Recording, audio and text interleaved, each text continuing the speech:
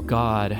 I don't understand how you can do political commentary so much and not know just the basics. Like, the basics of, like, psychology or political science or economics or just really, really, really basic, like, high school level things. But this is good, no? It's good that he's doing this in front of a camera. Well, yeah, but he's had strong opinions on a lot of economic policy and everything before, so to not even know, like, the basics of it.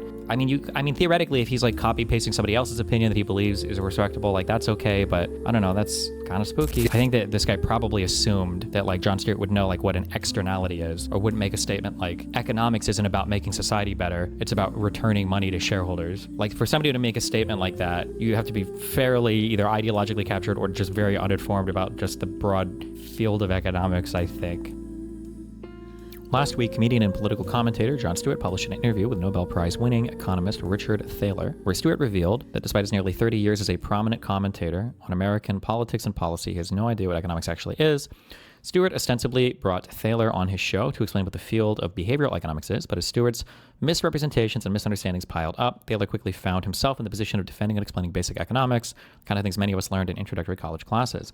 In one of the more egregious examples, Thaler began explaining how behavioral economics might influence laws or regulations to address climate change by pointing out that most economists, in accordance with standard economic theory, believe that the optimal response to excess carbon dioxide emissions is a carbon tax. Before his guest could get any further, Stewart laughed disbelievingly and argued, "May I suggest that that's incorrect?" adding that the minute you put a carbon tax on, people see their energy prices go up, and you will no longer be serving in office politically.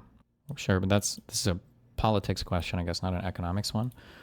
This was a bizarre non sequitur, because while it's true that a carbon tax would be politically dicey, Stewart's concern about political risk is totally unresponsive to the question whether it's an economically optimal policy solution. Thaler tried to explain why economists like a carbon tax, but the moment he said that it helps people behave in a socially optimal way, Stewart interjected again, rejecting the premise, but that's not economics. Economics doesn't take into account what's best for society, he exclaimed, adding that the goal of economics in a capitalist system is to make the most amount of money for shareholders. So my point is, since when is economics about improving the human condition and not just making money for the companies that are extracting the fossil fuels from the earth? Oh boy, hold on. Oh boy, I'll listen to like 3 minutes of this.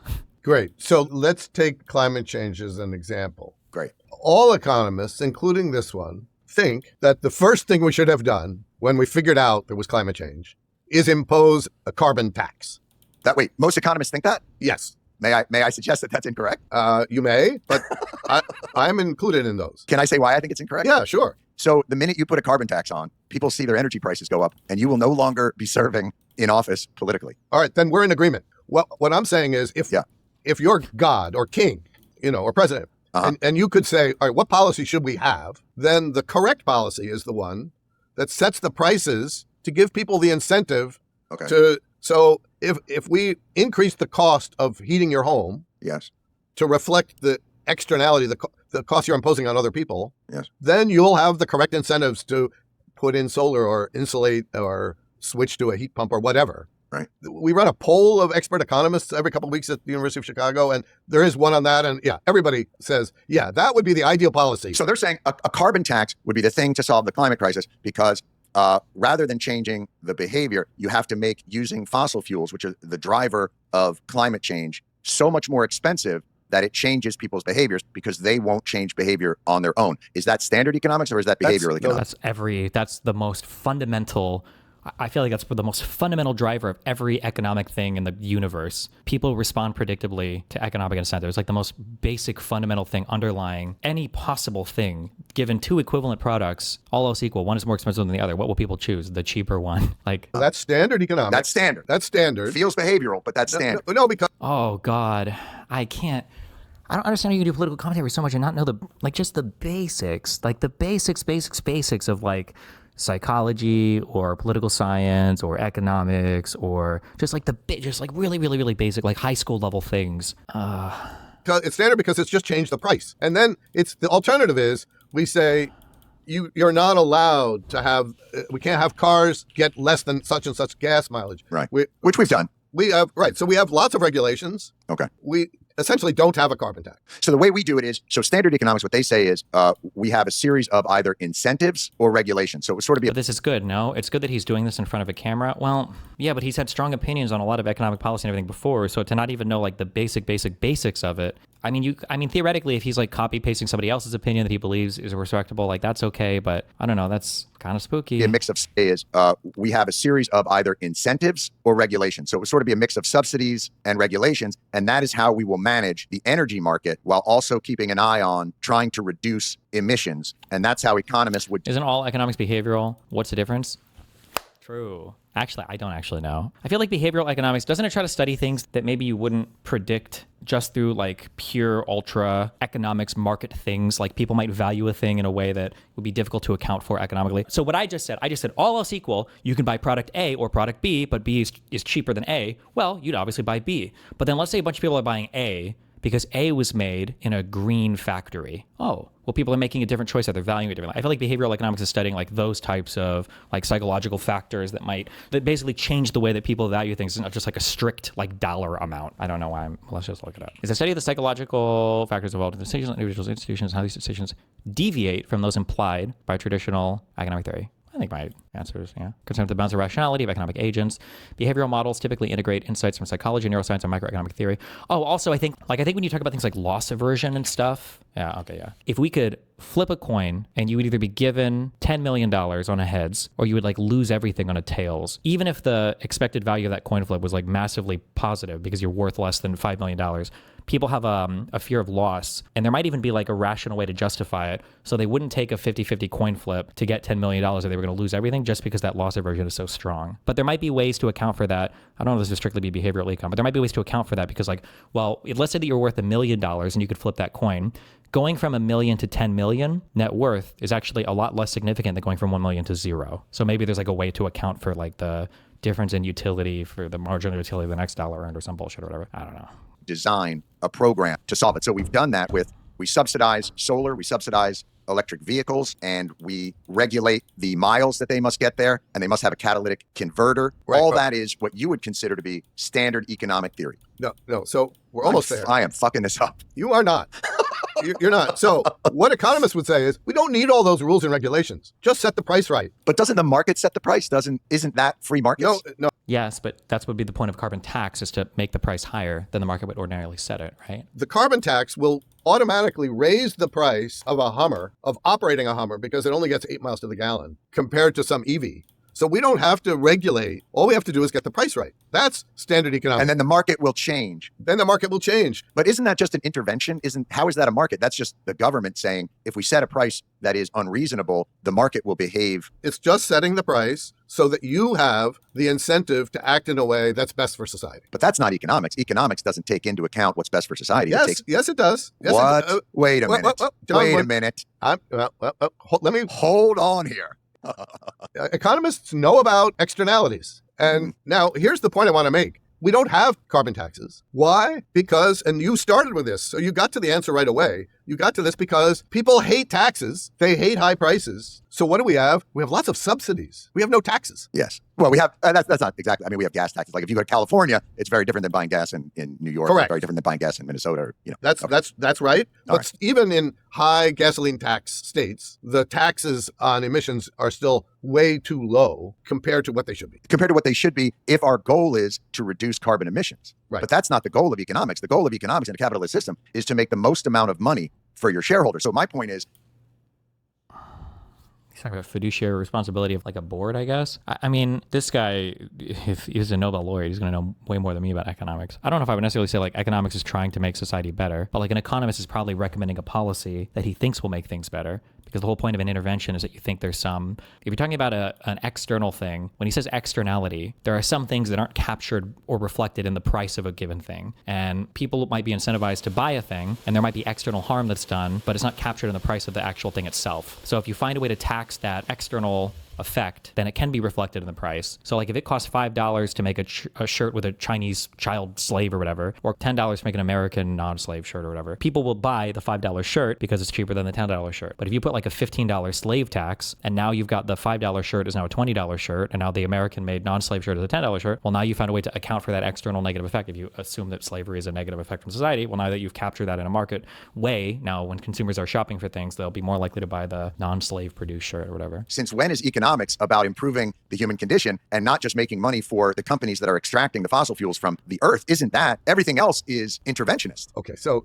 I did not anticipate. Oh shit, fuck. Somebody on YouTube just said, this guy is not very good at explaining the basics. I think he's about to say what I was just going to say though. I think that this guy probably assumed that like Jon Stewart would know like what an externality is, or wouldn't make a statement like economics isn't about making society better. It's about returning money to shareholders. Like for somebody to make a statement like that, you have to be fairly either ideologically captured or just very uninformed about just the broad field of economics, I think. That everything else is interventionist. Okay, so I did not anticipate that my role here was going to be as the defender of neoclassical economics, but here I am. Oh, we're here, baby. I am here. All and, you know, my economist friends will be proud that I'm defending them. All right. So look, there's an economist named Arthur Pigou. Sorry, somebody said externalities don't have to be bad. What I'm thinking of more particularly would be called a negative externality. Sure, true.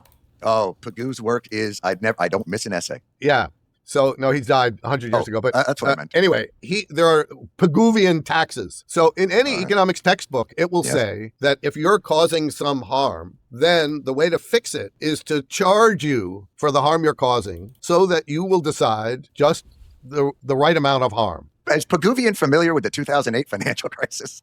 Because that is not what happens. Yeah, but like that would be the point, right? The issue was all of this run up and all of this external harm wasn't being reflected in a market price anywhere, right? So everybody was incentivized at every single step to make a bad financial decision. Whether you're talking about a homeowner getting a home that they probably shouldn't have gotten, a bank writing a loan that they probably shouldn't have written, an investment firm buying a mortgage they probably shouldn't have bought, a person selling a CDO that they probably shouldn't have put together, an investor investing in a thing they probably shouldn't have invested in for returns that were probably higher than they should have been, right? Every single actor along the way was incentivized to make a decision that was short-term profitable, but maybe represented a bad thing altogether, but that wasn't being captured or reflected in any market price anywhere. And it needs to be reflected too, because you can't just make moral decisions in a market where people are competing with each other. Imagine you think there's going to be a massive global financial meltdown related to, mortgage-backed securities. And imagine you're the single bank in the neighborhood that doesn't sell those mortgages. Well, you're just going to go out of business. Your employees are going to starve, or you're going to have to fire them. They're going to go somewhere else because nobody's going to do business with you, because every customer is going to go to the next bank that's going to write them a more preferential loan, right? So you're kind of like forced to participate in these bad market activities because your competitors are going to do the same. Okay, I'm not saying any economist thinks that we have these optimal policies. What I'm saying is that's how it's supposed to work. That's the way any economist would have advised, take any council of economic advisors before this one, because they always had real economists. They would all be saying something similar to, well, what we really should do is this. But then they would say, but it's true, boss, that people hate taxes. And if they're Republicans, they really hate taxes. But we all hate paying taxes. And so we'll subsidize EVs. We won't tax Hummers. Okay, but the disconnect here is that the average person feels trolled by an incident like 2008, and they aren't being communicated to by academic economists, but by popular perceptions of economics. And the popular perception is literally that it's just how to make a lot of money for rich people, incidents and trolling included. Yeah, sure. There's a lot of like weird myths and dumb statements that underline that. Like I said before, like people are like K-shaped, K-shaped, K-shaped, K-shaped.